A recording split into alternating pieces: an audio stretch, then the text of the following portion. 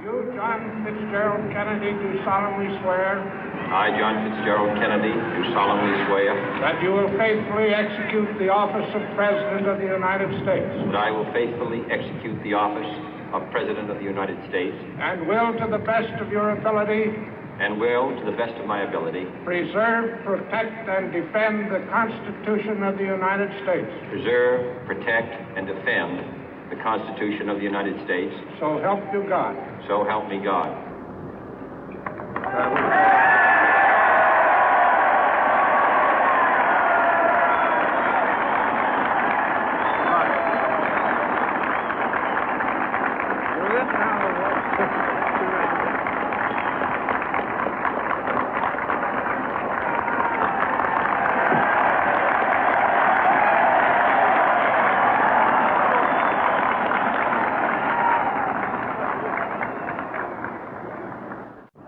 Vice President Johnson, Mr. Speaker, Mr. Chief Justice, President Eisenhower, Vice President Nixon, President Truman, Reverend clergy, fellow citizens.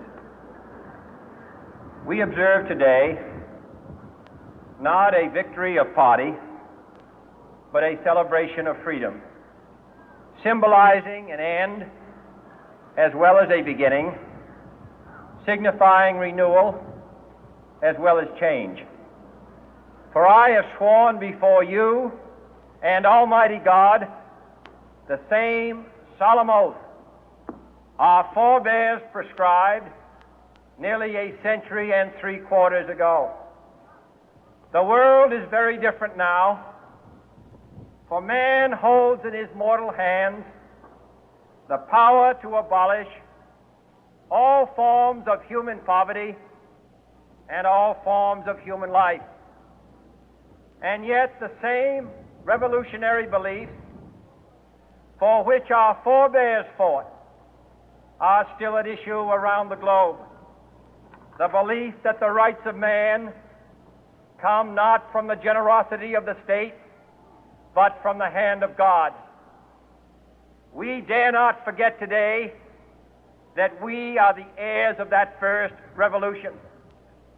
Let the word go forth from this time and place to friend and foe alike that the torch has been passed to a new generation of Americans born in this century, tempered by war, disciplined by a hard and bitter peace, proud of our ancient heritage, and unwilling to witness or permit the slow undoing of those human rights to which this nation has always been committed and to which we are committed today at home and around the world.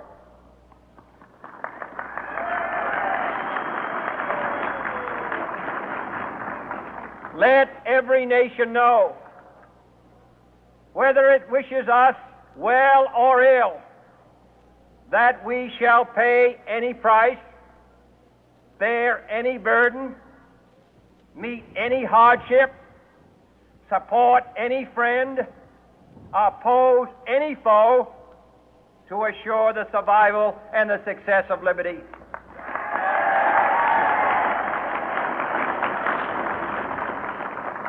This much we pledge and more. To those old allies whose cultural and spiritual origins we share, we pledge the loyalty of faithful friends. United, there is little we cannot do in a host of cooperative ventures. Divided, there is little we can do, for we dare not meet a powerful challenge at odds and split asunder.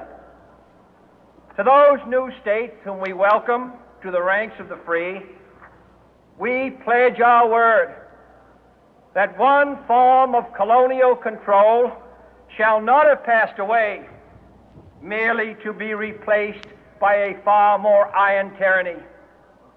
We shall not always expect to find them supporting our view, but we shall always hope to find them strongly supporting their own freedom, and to remember that in the past, those who foolishly sought power by riding the back of the tiger ended up inside.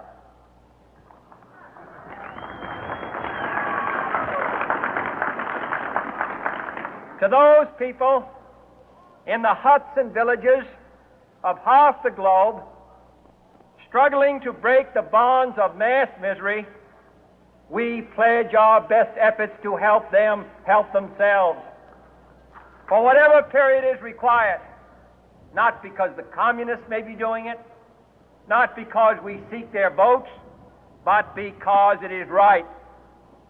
If a free society cannot help the many who are poor, it cannot save the few who are rich.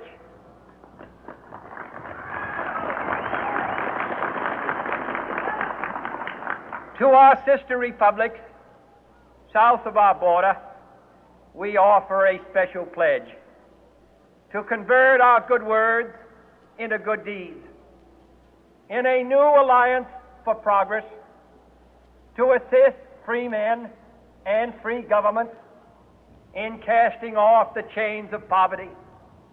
But this peaceful revolution of hope cannot become the prey of hostile powers.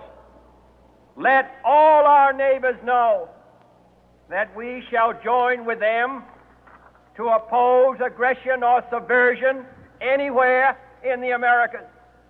And let every other power know that this hemisphere intends to remain the master of its own house.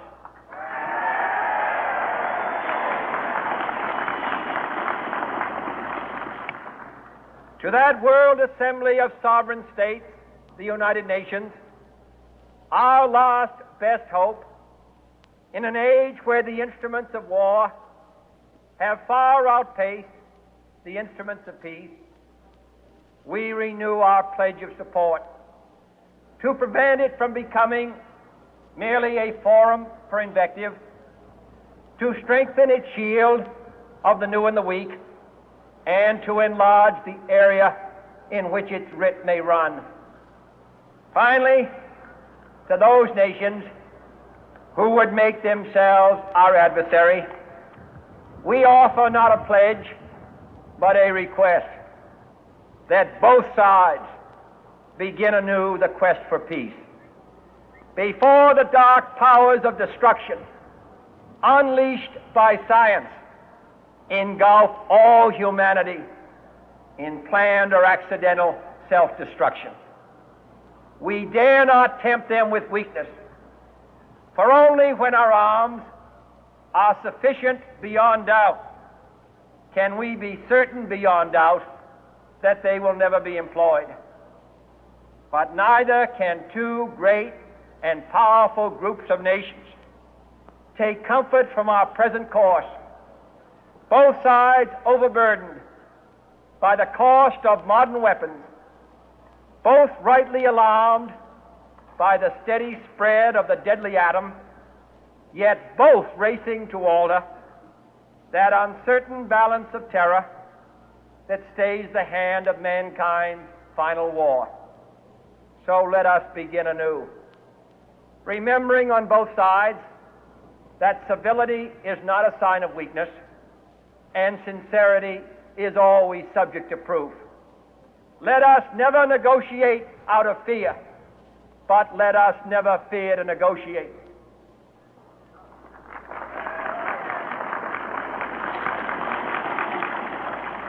Let both sides explore what problems unite us, instead of belaboring those problems which divide us.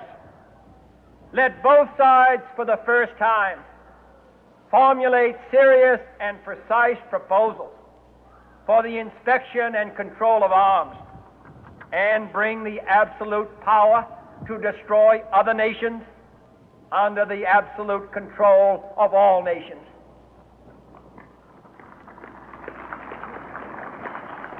Let both sides seek to invoke the wonders of science instead of its terrors. Together, let us explore the stars, conquer the deserts, eradicate disease, tap the ocean depth, and encourage the arts and commerce.